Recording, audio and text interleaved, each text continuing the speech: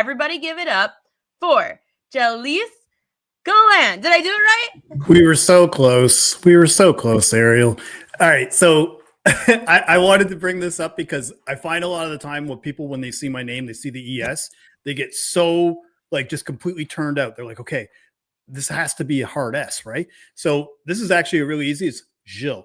The ES is actually very silent. And yeah, I know. Crazy, right? Wait, like, say your name. Gilles. So it'd be like Jillian, but like Jill. But instead, you throw a little French stank on it at the beginning, Gilles, like the way you would say Jacques, and then you got my name. So it's just Gilles. Gilles is Gilles. Gilles, yeah. Gilles. Yeah. Gilles Gallant. Crazy. The correct. Yeah. Okay, he said we're going to call him G, but it's Gilles Gallant. For everybody that doesn't know, because he has a full name, but we're going to go with G. The same way people come up to me and say Prop Queen, because I think Prop Queen's easier to remember than Ariel for some reason. Well, yeah, it'd be kind of weird, I feel like, if somebody came up to me and called me G-Dog 5000. I feel like that would be a little weird, especially if it was like an informal meeting, like on the street.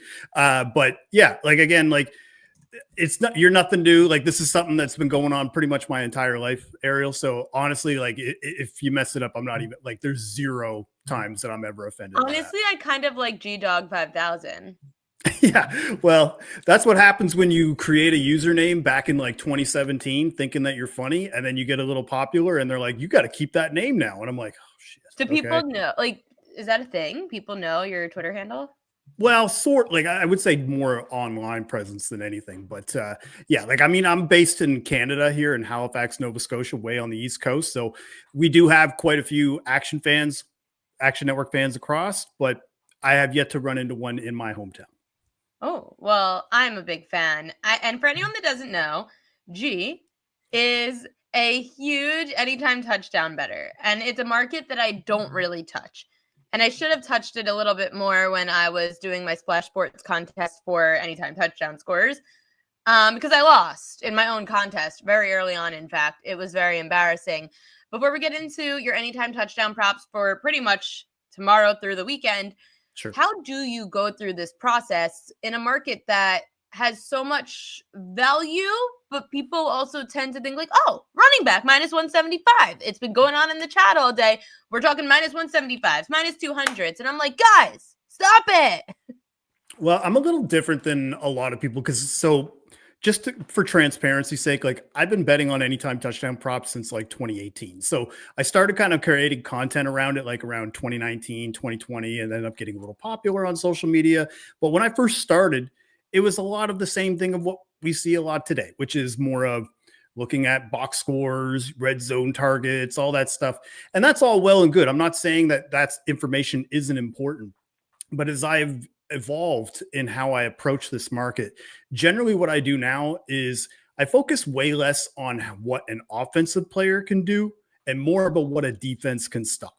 Because a lot of the time, like, if I say, not to pick on Tom, but like, if I say Mike Evans is awesome, he's going to score a touchdown, it's like, okay, that's great, but like, how does he fare against that defense? Do they play a lot of man coverage? They actually do. How does he fare against man coverage? He actually crushes man coverage. And even though he hasn't had many snaps against man coverage yet this season. So that's kind of the way I more approach it. I more look at how defenses, what they can do. Can they stop stuff? Then of course we're looking at implied team totals. And then we cross-reference that with the odds to make sure that we're getting some value on that, because I think Tom put it spot on. Like, minus odds touchdown scores, especially if you're single betting them, is just not the right way to go about it.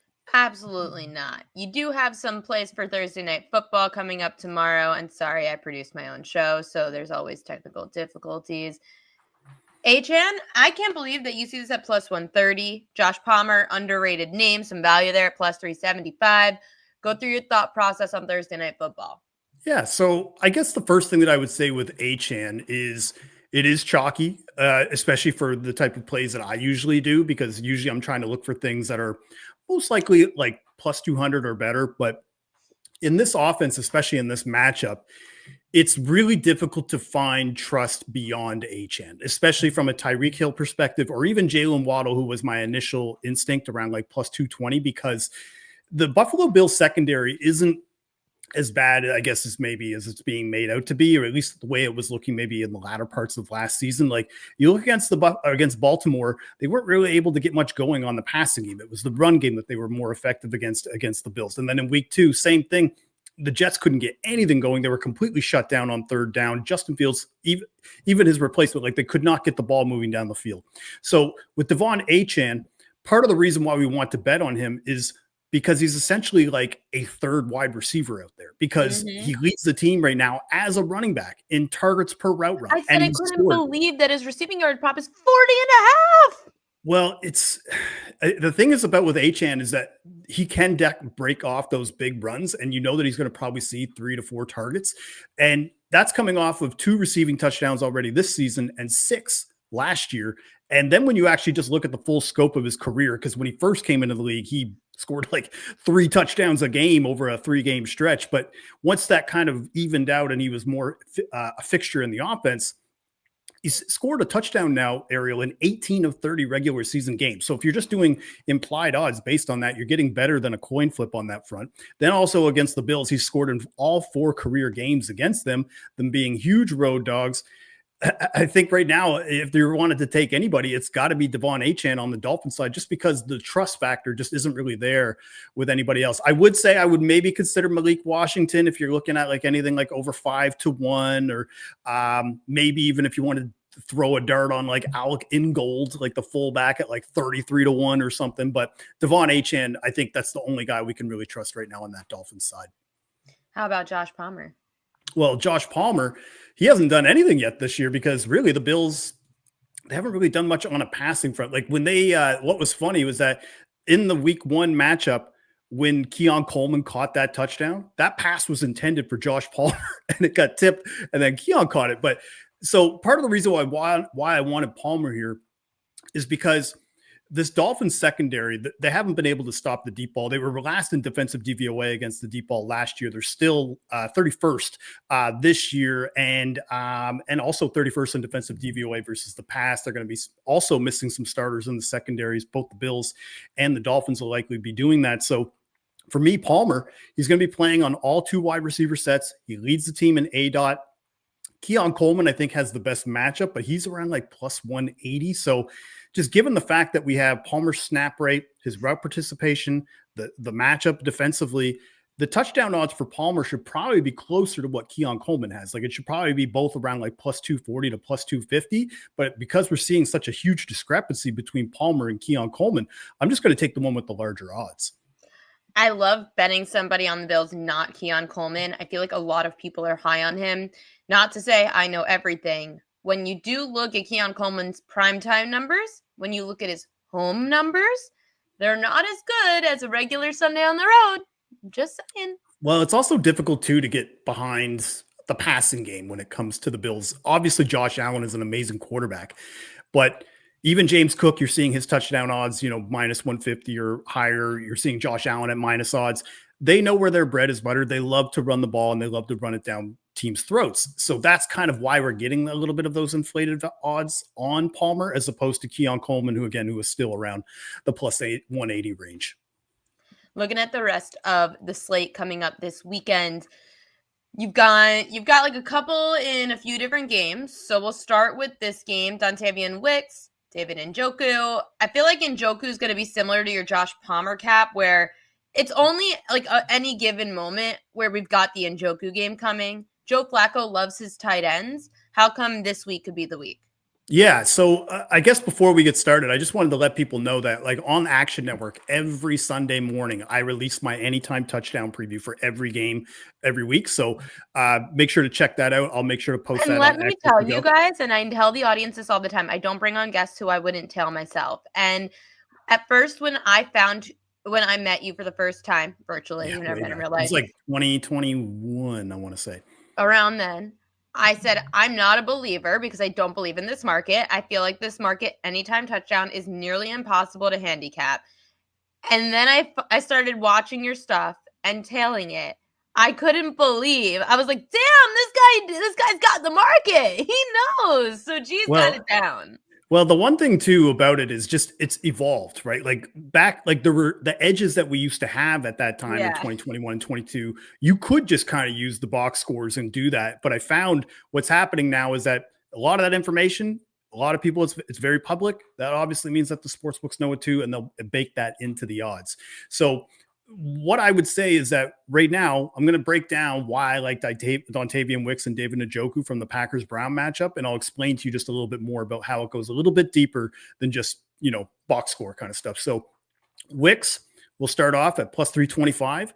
The big thing about Dontavian Wicks, and this is more about the Browns defense, the Browns, very tough against the run, number one in man coverage rate. They exclusively run man coverage. And of all receivers on the Packers side right now, it's not Romeo Doubs, it's not Tucker Kraft, it's Dontavian Wicks who actually leads the Packers in target share through 2 games versus man coverage.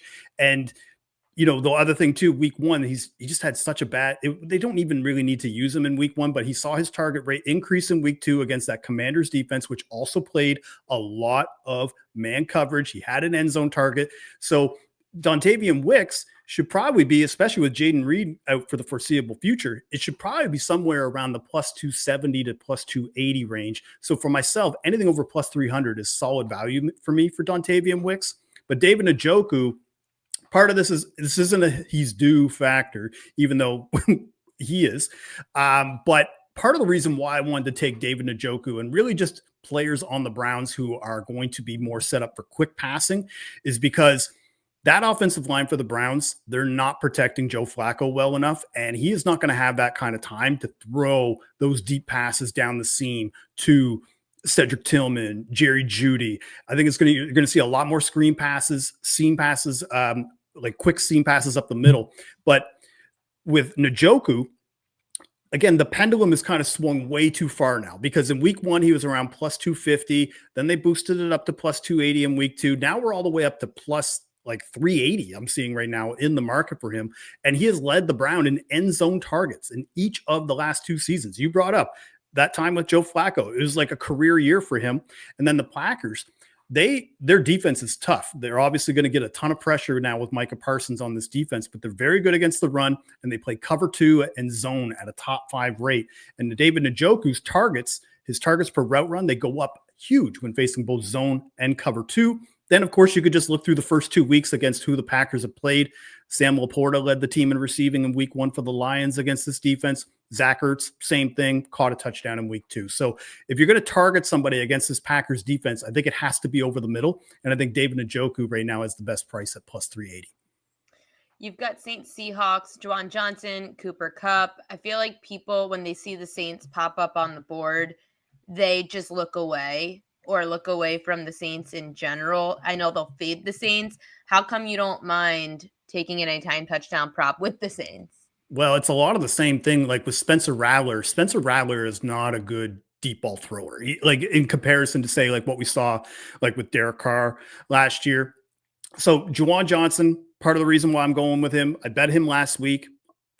Hit that touchdown. I'm going to go right back to him because he is actually one of the few tight ends in the NFL that has played over 90% of snaps in both of his games. He leads the team in red zone targets. The Seahawks, the touchdowns that they have given up, the 3 touchdowns have all been inside the 10-yard line. George Kittle, George Tongas, DK Metcalf, all within inside the 10-yard line. Which kind of lends itself more to Juwan Johnson, who's got a lower A dot. He doesn't really run a far route. Like basically his yards per route run are lower than say somebody like Chris Olave or Rashid Shaheed. So that being said, the defense that they're going to be facing, the Seahawks, they play a lot more cover 4 and cover 6. And when they play that actually lends itself very well to somebody like Juwan Johnson. And even though Spencer Rattler has the ability to throw the deep ball, I just cannot trust him in that spot to do that. So in my opinion, I think Juwan Johnson is the best value right now in that game.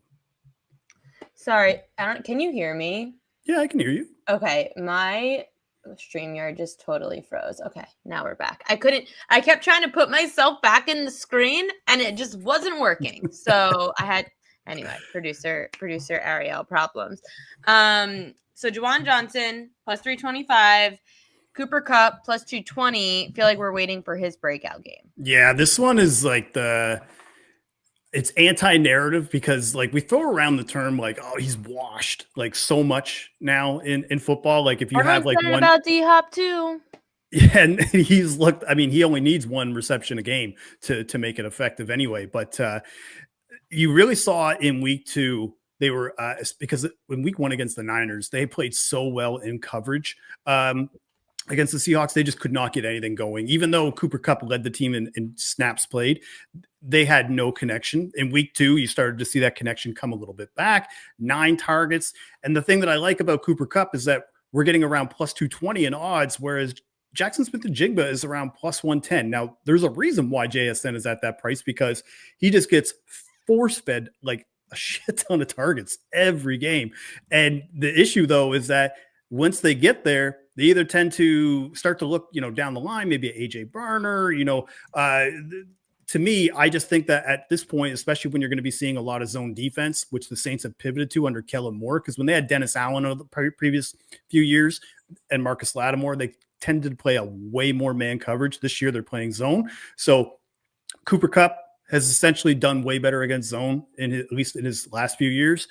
And at plus 220, I think this is kind of the price range that I'd be looking at. Anything over plus 200 for me right now is showing value for Cooper Kupp.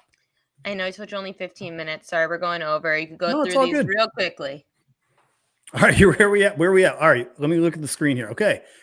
We are on now Falcons, Panthers. Okay. All right, I can do that. All right.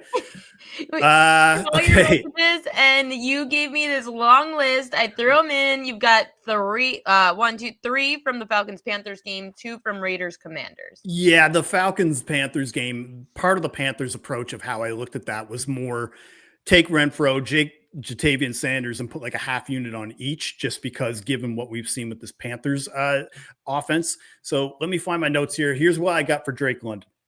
Drake London is probably the chalkiest pick I'm going to give outside of Devon Achane, obviously. But the reason why we want, you can have a few. Yeah, I know. I like to mix them in. So Drake London, for me, I feel like I don't have to sell him as much. He's a bona fide wide receiver 1, 3 end zone targets, especially with 2 Darnell games. Mooney kind of like just getting back off injury. Yeah, and I mean, Mooney still saw 2 end zone targets in week 2, but now we're seeing his odds closer to what we saw with London, and I just think that they're completely different wide receivers. And Carolina, one of the things they like to play is a lot of cover 3.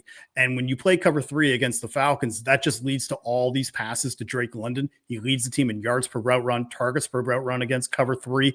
And even last year when they played against the Panthers, which they played a little bit of the similar defense under Dave Canales, 16 catches and 3 touchdowns in 2 games against this Panthers defense. So for me on the Falcons side, it's like, all right, what are your options? You take Kyle Pitts to finally break out. Darnell Mooney, who is good, but is still coming off of a shoulder injury. So I think Drake London, you just have to like set it and forget it and don't overcomplicate it. But on the Panthers side, this is where we get complicated because you're not going to have AJ Terrell for that Falcons defense. That means that you would think that Ted McMillan would probably be the guy that you would want with the Panthers, but then that means you have to trust Bryce Young. And I don't trust Bryce Young at all. And the one thing that I like, though, is that when he panics, he has dump offs. So like last year, Adam Thielen was his possession receiver, safety blanket. Well, Hunter Renfrow in week 2 kind of took over that role. Like he had 2 touchdowns as a result. I think the other thing too, why I don't want to bet too much on what we're doing with Panthers touchdowns is because I feel like week 2, we talk about the overreaction of week 1 to week 2. Mm-hmm. I think there's still overreaction to be had because I think a lot of people will look at that Panthers box score and be like, wow, they kept it close. It's like, no. The Cardinals completely screwed that game. They should have won by over 20 points. That game had no business being that close. And so if I'm just not super confident in Panthers touchdown scores, so if you are going to bet them, I feel like you should sprinkle on long shots, or if you're going to put a full unit on somebody, spread it out amongst the guys who are more in the slot, because the Falcons, even though AJ Terrell isn't playing, that they completely shut down all outside threats right now. Like even Emeka Egbuka, who scored those 2 touchdowns, that was coming out of the slot. That wasn't out wide like where Mike Evans or like other X receivers will line up. So for me, Hunter Renfrow is probably who I lean to a little bit more. The only reason why I threw in Jatavian Sanders is just because he gets targeted way more versus zone coverage than man coverage. So it was just more of like, okay, they're both the same odds. I'll put a half unit on each and hope that I win 2 units. I love any kind of tight end prop. See, wide receivers, it's hard for me. There are so many. You could get the handicap completely right, and it could go to the other receiver who just so happens to like there's so many on the field that you could get the cap right, but it's going to go to some random ass wide receiver that gets some random touchdown but ran the same route that you expected. The same thing with Josh Palmer, like you said. Like, you could have had a Josh Palmer anytime touchdown and some weird thing happens. Tight ends, to me, I'm more willing to bet tight end anytime touchdowns because there's a good handicap to, okay, there's one or two tight ends on a team. Most likely there's one that gets most of the end zone targets. If a defense stinks against the tight end, then you've got a really nice equation for an anytime touchdown. Yeah, and you're seeing a lot of offenses employ the more like 11 and 12 Mm-hmm. personnel as well with the two tight ends. Totally. Like, which is weird because you would think like a team like the Buffalo Bills who have both like Dalton Kincaid and Dawson Knox that they would run that like way more, Yeah, they but they're don't. actually like bottom 5 in the league on that. Yeah, So it's it's kind of weird. interesting to see how different teams do that. Like, for example, if the Panthers do it, they're probably running Jatavian Sanders and Tommy Tremble, which, and honestly, neither of them are like great No. blockers. So My that's Ravens, why, on the yeah. other hand, when Isaiah Likely comes back, that'll be nice. Yeah. Well, Isaiah Likely is like one of my favorite touchdown props to bet if he's around the plus 350 to plus 400 range, because what sportsbooks always do, at least they've done it in the last 2 years, is they'll just completely shade Mark Andrews down to like plus 180. And Yep. not to say that Andrews can't score a touchdown, but when Likely is almost as efficient as a red zone threat, it just makes more sense to want to take somebody with the better odds, or the higher odds, I should say. Why should we look at Zach Ertz then this week? All right. So Ertz, again, I wouldn't call this a chalky play, but when I do the analysis, it feels chalky. So I'll just say it that way, just because the It's almost matchup, 3-1. That's not bad. well, it's 285, which is why, or 275 rather. So it kind of just surprises me. The reason why we're getting those kind of odds is because Marcus Mariota is starting. And True. I don't know when the last time you watched Marcus Mariota play. He played 2 games last year, and he didn't really have to do much. He let kind of the running offense take control, Brian Robinson, but now he didn't complete a downfield pass in those 2 games for more than 30 yards. I think that's important to note because that's just not Marcus Mariota's game. Very similar to some of the other reasoning, like where you're just going to see short, quick passes. So I just also playing against the Raiders. The Raiders play zone at the highest rate in the NFL through 2 weeks, a cover 3 rate of over 50%. They basically eliminate any deep targets. So Marcus Mariota, I think, is going to have to keep it very short. So Zach Ertz, that's who you want, who has the shortest ADOT on the team and does take advantage usually of zone defenses. And he's the only commander that has a touchdown versus zone so far this year. And if we just look at last year as well, Marcus Mariota, both games that he played and when he filled in for Jaden Daniels, Zach Ertz scored in both games. Mm. So I think the main thing that I would say is if you wanted to take Deebo Samuel in this game as well, who's also very effective against zone, also has a low ADOT, is going to have those quick throws to him, I wouldn't be against it. But just the fact that Zach Ertz, you're getting around plus 280. John Bates isn't much of a threat. Isn't not much of a threat. Zach Ertz is the guy that you want if you're looking for an end zone target. Gilles Gallant. Did I do that right? Yes, you did it great. Gilles Gallant. I have to make a voice note so I don't F this up the next time that we do a show together. I absolutely love having you on. Your insights are incredible. Where can everyone, I know you mentioned it already for the people, we just got another 500 people on the show. Where can people find your work on Sundays? All right, so here's the deal. So Sundays, I host a show on Action Network YouTube called Action Playbook Live. We just launched a new tool called Playbook. So where you can do that is basically if you see anybody putting a bet on Twitter or X, you can tag Playbook underneath of it. It'll make a quick slip for you where you can tail that bet. Also, I've got an anytime touchdown podcast, basically called The Touchdown Show on the Action Network podcast. That's going to be with myself, Sean Kerner, and Chris Raybon. That comes out on Friday mornings. And then, of course, we got a lot of other touchdown shenanigans all the rest of the weekend. I've got a 180 challenge touchdown parlay. I've got primetime games. I'm going to probably be doing some interception bets. So, yeah, just follow me at GDawg5000. So GDAWG 5000. That's on X and also on the Action app. And whenever I post something and publish something, I will post it there as well. G-Dog, my guy. I absolutely love this segment. I can't wait to post all these clips to social because you are freaking awesome. Thanks again, and good luck tonight, tomorrow, this weekend on all those props.